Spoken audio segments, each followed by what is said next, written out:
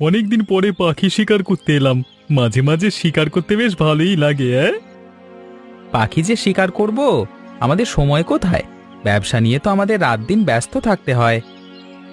রাত দিন ব্যস্ত থাকি বলেই তো ওপরওয়ালা আমাদের অনেক কিছু দিয়েছে। এইভাবে গল্প করলে যে একটা পাখিও শিকার করতে পারবো না। চল আমরা বনের গভীরে যাই। আমরা তো বনের অনেক গভীরে চলে এসেছি। এখান থেকেই পাখি শিকার করা যাবে। নিখিল দেখ, একটা বস্তা দেখা যাচ্ছে। চল তো দেখি বস্তায় কি আছে। বস্তা ভর্তি করা কিছু আছে মনে হচ্ছে। যা থাকে থাকুক, বস্তায় কি আছে আমাদের দেখবার দরকার নেই। আমরা যে কাজে এসেছি আগে সেই কাজ করে নিই। বস্তায় কি আছে দেখবার জন্য আমার খুব কৌতূহল জেগেছে। আমি দেখবই। তুই যখন শুনতে চাইছিস, না হয় তাহলে খুলে দেখি। এসব কি দেখছি? আমি সত্যি দেখছি। নিখিল দেখ, বস্তা ভর্তি করা সোনার গহনা। এখন কি করব? ফেলে রেখে চলে যাব? এত গহনা এখানে পড়ে আছে কেন? একটা কাজ করি, এগুলো নিয়ে আমরা থানায় জমা করে দিই। তুই কি সব বলছিস? থানায় কেন দেব? আমরা দুই বন্ধুই গহনা ভাগাভাগি করে নেব। আমরা তো কখনো অন্যায় কাজ করিনি। তাছাড়া ওপরওয়ালা আমাদের অনেক কিছু দিয়েছে। গহনার লোভ যদি আমরা আটকাতে না পারি তাহলে আমাদের বিপদ হতে পারে। এগুলো তো আমরা চুরি করিনি, বনের মধ্যে আমরা পেয়েছি। তাহলে আমাদের নিতে সমস্যা কি? আমার খুব ভয় করছে, যদি আমাদের কোনো বিপদ হয়। কোনো বিপদ হবে না, আমার উপর তুই ভরসা রাখতে পারিস। ঠিক আছে, তাহলে সাথে করে নিয়ে যা। ভাগ্যে যা আছে তাই হবে।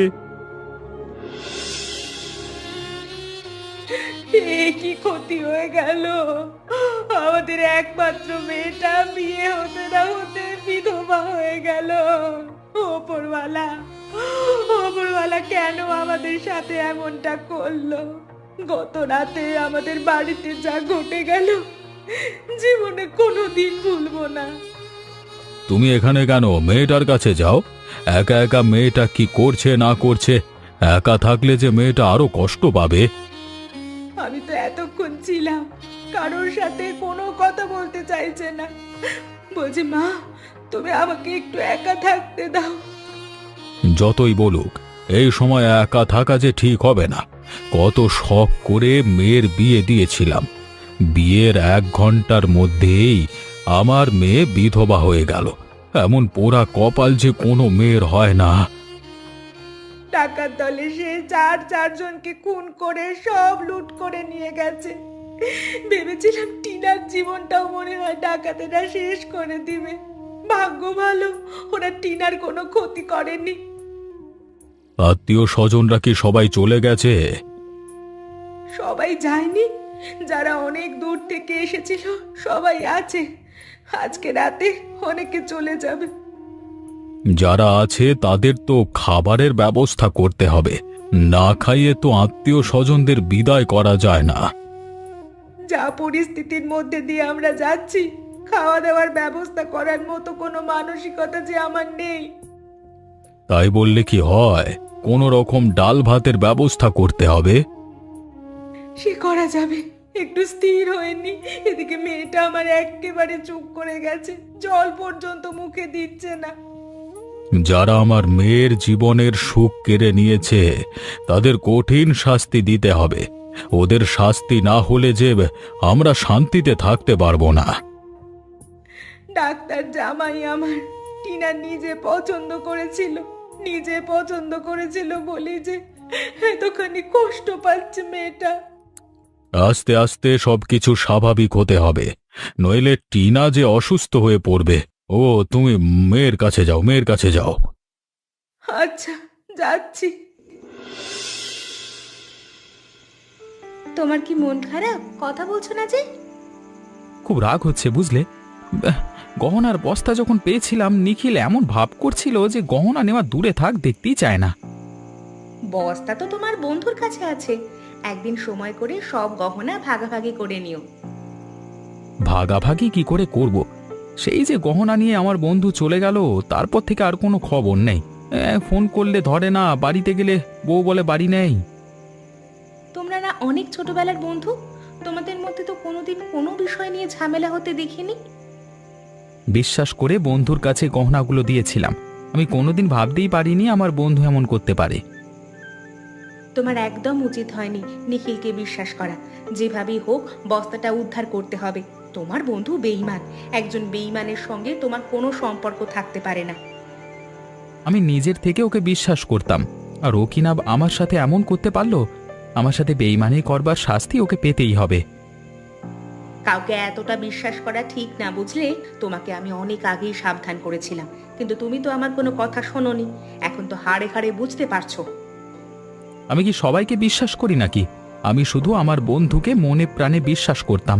এখন আমি বুঝতে পারছি বন্ধুকেও বিশ্বাস করা ঠিক না। কাল তুমি নিখিলের বাড়িতে আবার যাবে। নিখিল কোন রকম চালাকি যাতে তোমার সঙ্গে না করতে পারে। ঠিক বলেছ, নিখিলের সাথে এবার আমার শেষ বোঝাপড়া হবে।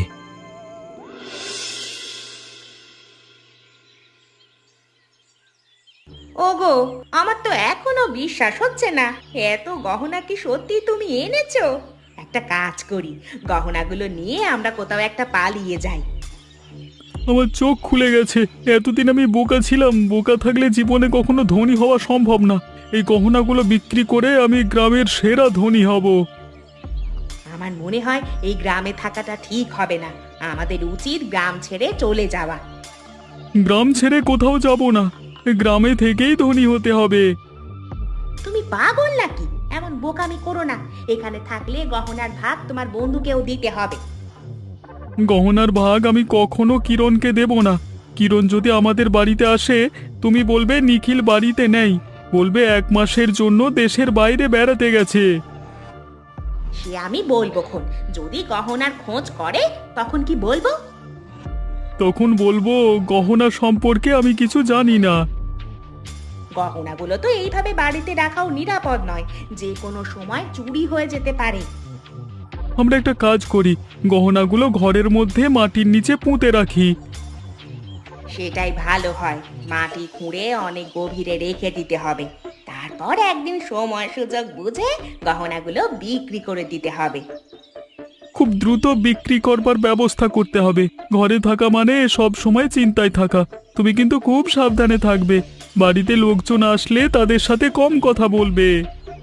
ঠিক আছে, এই নিয়ে তোমাকে চিন্তা করতে হবে না।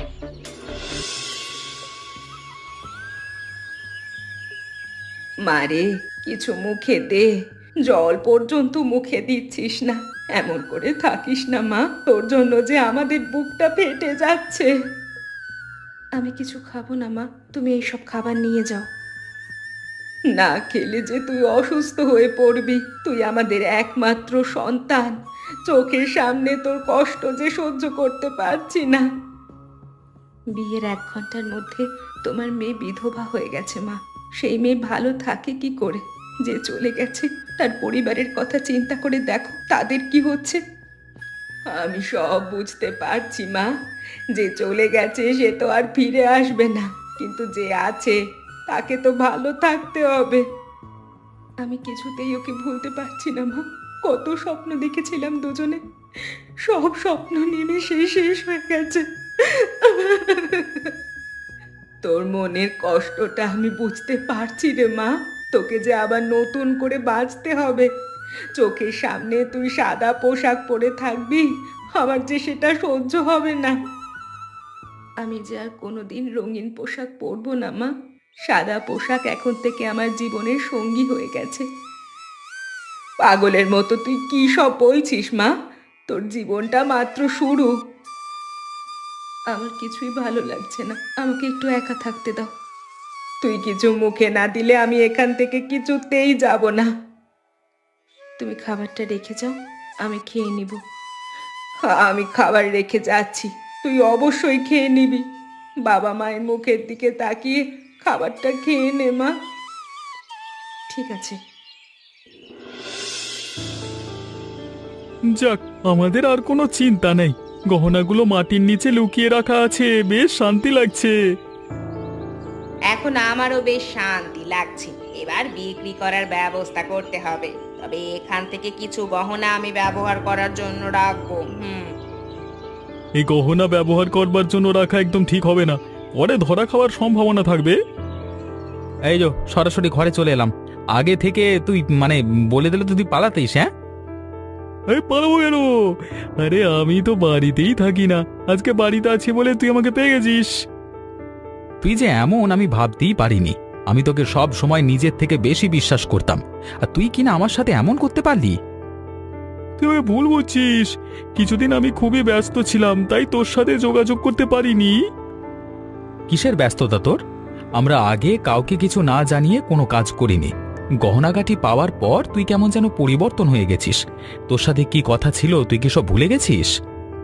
ভুলে যাব কেন? শোন বন্ধু, গহনা আমার কাছে নিরাপদে আছে, আমরা একদিন সুযোগ বুঝে বিক্রি করে দেব। আমি অত কিছু বুঝি না। তুই গহনাগুলো বার কর, গহনা যা আছে সব আমরা দুজনেই ভাগাভাগি করে নেব। সে তো নেবই। গহনাগুলো কোথায় রেখেছিস? গহনাগুলো আমার কাছে নিরাপদে আছে, পাশের ঘরে মাটির নিচে লুকিয়ে রেখেছি। কদিনের মধ্যে আমরা সব ভাগাভাগি করে নেব। তোকে না আমার বিশ্বাস হচ্ছে না। আমার মনে হচ্ছে তুই সব মিথ্যে বলছিস। তুই আর একবার আমাকে বিশ্বাস কর। ঠিক আছে, বিশ্বাস করলাম, কিন্তু মনে রাখিস আমার সাথে বেইমানি করলে তার ফল ভালো হবে না। তোমার বন্ধুর কি খবর? তোমার সাথে কি দেখা হয়েছে? তোমার সাথে তো বলতেই ভুলে গেছি, নিখিলের সাথে আমার দেখা হয়েছিল। গহনাগুলো নাকি ওদের পাশের ঘরের মাটির নিচে লুকিয়ে রেখেছি। লুকিয়ে রাখলে কি হবে? তোমার ভাগ কবে বুঝিয়ে দেবে সেটা বলো। নিখিলকে আমি আর একদম বিশ্বাস করতে পারছি না। মনে হয় গহনার ভাগ আমাকে দেবে না। তুমি একটা কথা শুনেছো? কি কথা? রমেশের মেয়ের বিয়ের দিন ওদের বাড়ি ডাকাত পড়েছিল। ডাকাতে নাকি বিয়ের রাতে 4 জনকে খুন করে অনেক গহনা লুট করে নিয়ে গেছিল। এই গহনা ওদের নয় তো? হতে পারে। আমাদের একটা কাজ করতে হবে, নিখিলের বাড়ি থেকে গহনা চুরি করতে হবে। তুমি আর আমি মিলেই গহনা চুরি করব। এসব তুমি কি বলছো? গহনা চুরি করতে গেলে ধরা পড়ে যাব তো। ধরা পড়লে পড়বো, বেঈমান বন্ধু। কালকে রাতেই আমরা যাব চুরি করতে, সাথে মাটি খুঁড়বার কিছু একটা নিতে হবে। শেষে কিনা বন্ধুর বাড়িতে চুরি করবা? এর চাইতে আমরা একটা কাজ করি, পুলিশকে খবর দিই। তাহলে গহনা আমরা পাবো না, তোমার বন্ধুও পাবে না। পাগল নাকি? পুলিশকে খবর দিতে যাব কোন কুক্ষণে? হ্যাঁ, আমরা যে কোনো উপায়ে গহনা চাই। ওই গহনাগুলোর দাম কত হতে পারে তোমার কোনো ধারণা আছে? গহনা করতে করতে আমরা যেন কোনো বিপদে না পড়ি। আরে আমরা তো রমেশের বাড়ি থেকে গহনা চুরি করিনি। ওইগুলো আমরা বনের মধ্যে কুড়িয়ে পেয়েছি। কুড়িয়ে পাওয়া জিনিস নিয়ে যা খুশি তাই করব। তোমার কথা মতো নিখিলের বাড়ি থেকে গহনা চুরি করা হবে। আজকে রাতের মধ্যে আমাদের অনেক দূরে চলে যেতে হবে। বড় লোক হতে হলে অনেক কঠিন পরিস্থিতির মুখোমুখি হতে হয়। মনে করো আজকে থেকে আমাদের জীবনের কঠিন পরিস্থিতি শুরু। আমার যে আর হাঁটতে ভালো লাগছে না, পা ব্যথায় টন টন করছে। এইটুকু এসেই পা ব্যথা করছে? আমাদের যে আরো অনেক হাঁটতে হবে। এই জঙ্গলের রাস্তা হেঁটেই পার হতে হবে। মূল রাস্তায় উঠে একটা গাড়ি নেব, তারপর অনেক দূর চলে যাব। অনেকদিন পর মনে হচ্ছে কিছু পাবো। এগে আছে ভালো ভালো সব দিয়ে দে রে, যা দে, বার কর। আমাদের কিছু নেই, রাস্তা থেকে সরে যাও। দেখেছি সমানাতে কি বস্তায় কি আছে, দে বার কর। আমি কিছুতেই বস্তা দেব না, আমার জীবন চলে গেলেও দেব না। ওগো চলো আমরা চলে যাই। বস্তা ওকে দিয়ে দাও। এই বস্তাটা আমাদের হাতে আসার পর থেকে আমরা শান্তিতে আর নেই। তুমি ওকে বস্তাটা দিয়ে দাও গো, দিয়ে দাও। তুমি কি পাগল নাকি? এ বস্তা আমি কোনোভাবেই হাতছাড়া করবো না। তোর কাছে যা আছে সব দাবি দিয়ে দে, নাহলে শেষ করে দেবো দুজনকে। রীতা, তুমি এখান থেকে পালিয়ে যাও, আমি একাই লোকটার মোকাবিলা করব। আমি তোমাকে ছেড়ে কিছুতেই যাব না। তোমাকে না বলছি চলে যেতে? কোথায় পালাবি তোরা? আমার হাত থেকে তোরা বাঁচতে পারবি না। আমার দিবি, তুমি পালিয়ে যাও। তোদের মজা আমি দেখাচ্ছি।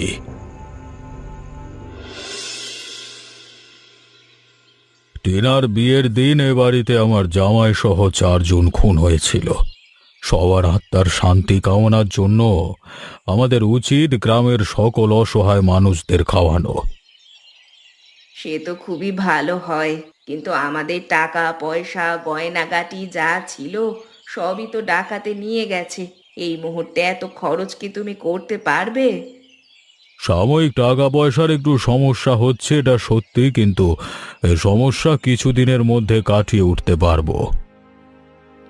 তাহলে কিছুদিন পরে ভোজের ব্যবস্থা করো, এত তাড়াহুড়োর কোনো দরকার নেই।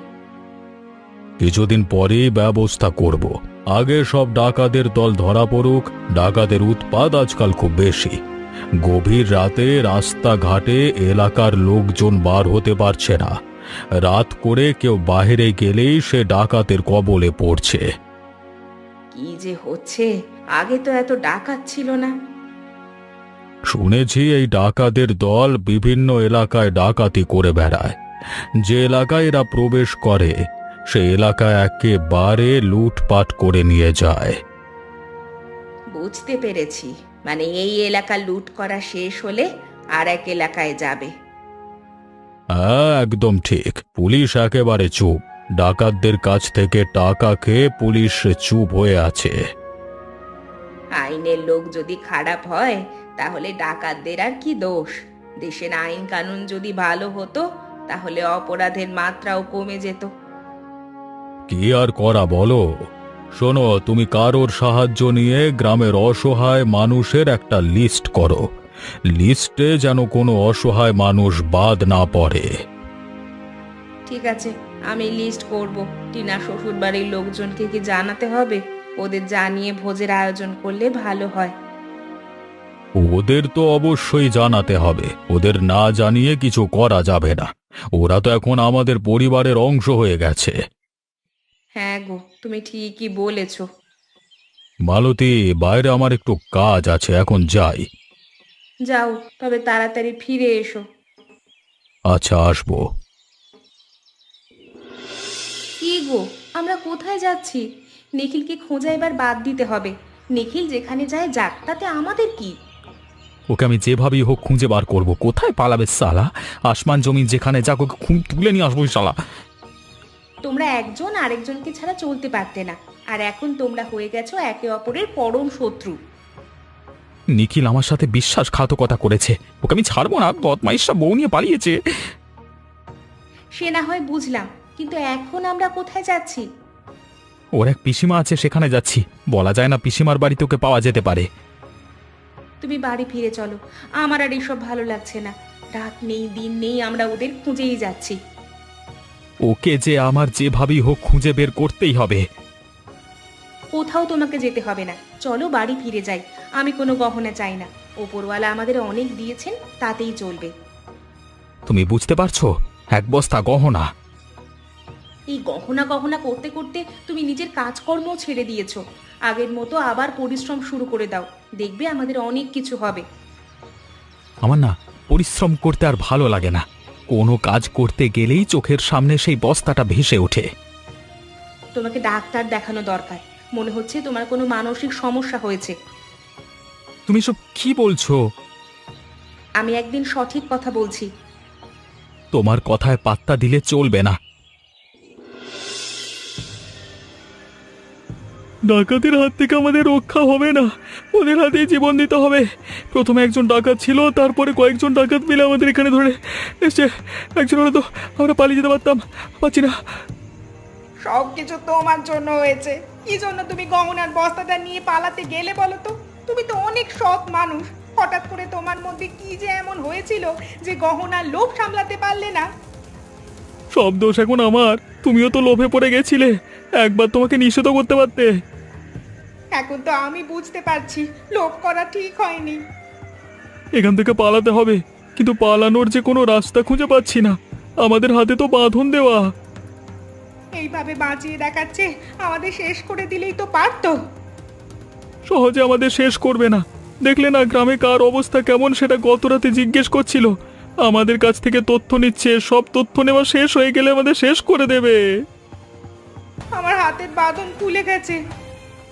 তো তাই নাকি? তাড়াতাড়ি আমার হাতের বাঁধন খুলে দাও। এবার আমাদের এখান থেকে পালাতে হবে।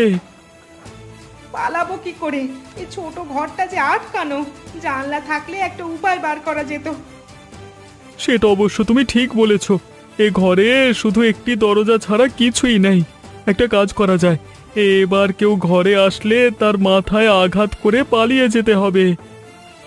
এই জলের গ্লাস দিয়ে মাথায় আঘাত করতে হবে। যদি প্রাণে বেঁচে যায়, জীবনের মতো আর কোনো দিন লোভ করব না। হ্যাঁ একদম গো, অনেক শিক্ষা হয়ে গেছে।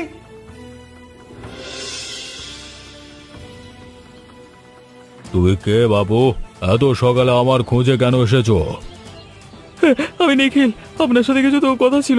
শুনেছি আপনার মেয়ের বিয়ের দিন নাকি ডাকাতের দল কয়েকজনকে খুন করে লুটপাট করে নিয়ে চলে যায়। তুমি ঠিকই শুনেছ। যারা খুন হয়েছিল তাদের মধ্যে আমার জামাইও ছিল, কিন্তু দুঃখের কথা হলো খুনিরা এখনো ধরা পড়েনি। খুনিদের খোঁজ দেওয়ার জন্যই আমি এসেছি। এই নিন, এই কাগজে খুনিদের ঠিকানা আছে। তুমি এদের খোঁজ কিভাবে পেয়েছো, যেখানে পুলিশ ওদের খুঁজে বার করতে পারছে না? হ্যাঁ, সে অনেক কথা। ডাকাতরা যেদিন আপনার বাড়ি থেকে লুট করে নিয়ে যাচ্ছিল, সেদিন ডাকাত দল বনের মধ্য দিয়ে যাওয়ার সময় এক বস্তা গহনা বনে ফেলে রেখে যায়। পরের দিন সকালে সেই গহনার বস্তা আমি আর আমার বন্ধু পাই। এরপর অনেক ঘটনা ঘটে যায়। একদিন আমি আর আমার স্ত্রী ডাকাতদের হাতে ধরা পড়ি। ওদের আস্তানায় আমাদের আটকে রেখেছিল।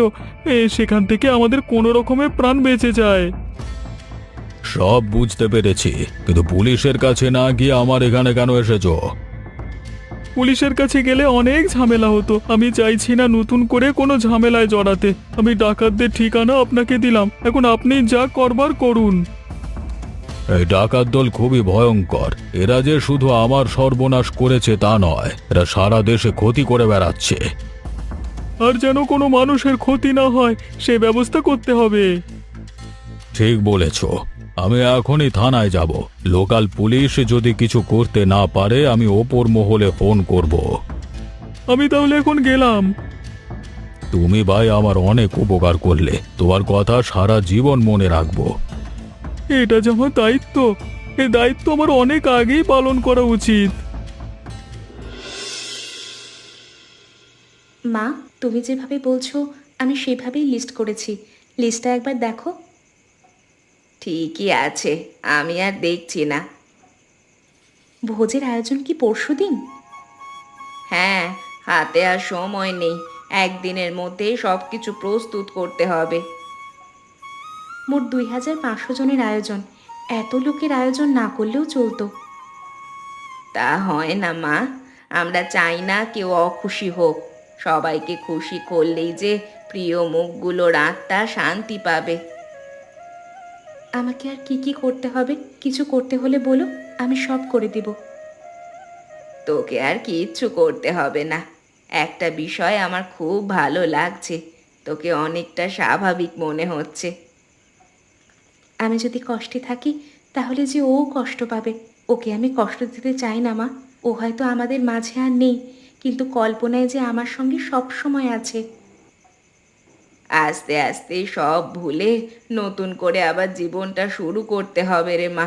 এখন থেকে তুই আর সাদা পোশাক পরবি না। নতুন করে জীবন অবশ্যই শুরু করব, কিন্তু সাদা পোশাক ছাড়তে পারবো না।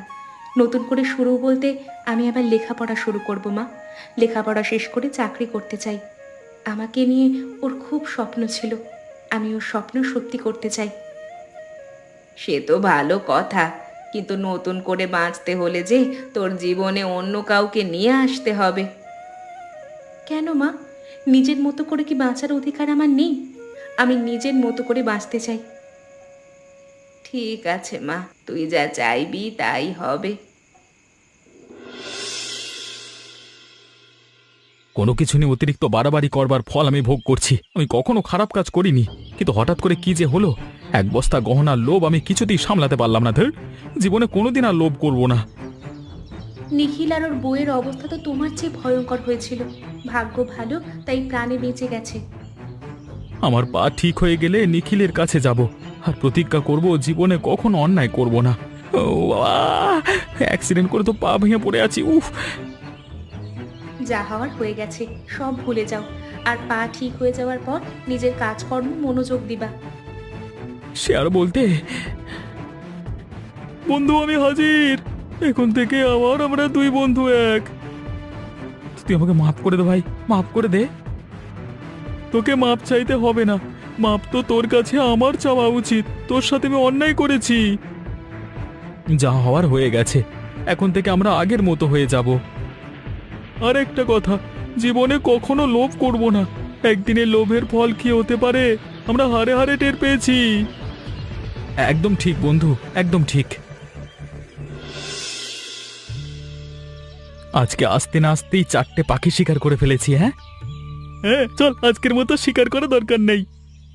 এই পাখির মাংস দিয়ে আজকে আমরা নদীর ধারে বনভোজন করব। আমিও কবে থেকে মনে করছিলাম অনেকদিন বনভোজন করা হয়নি। যাক, অবশেষে আজকে বনভোজন করব। বন্ধু, তোকে একটা খুশির খবর দিই। কি খবর, দ্রুত বল। আমি বাবা হতে চলেছি। তাই নাকি? এ তো মহা খুশির খবর।